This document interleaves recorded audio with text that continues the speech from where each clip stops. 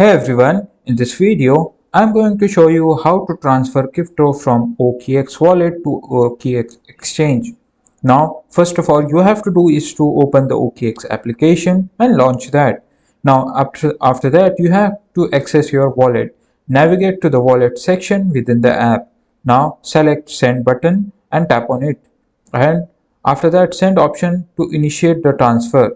Choose cryptocurrency from here. Select the specific cryptocurrency you wish to transfer from your wallet.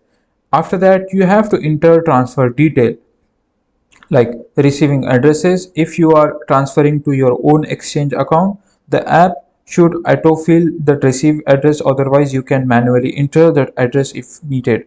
Now transfer amount, specify how cryptocurrency you want to send. After that, you have to select network.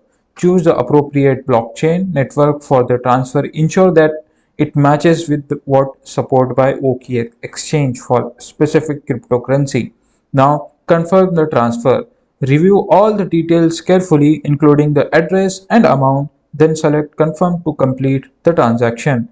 Now after that, you have to check transfer status. You can track the status of your transaction in the app under the your wallet activity or transaction history.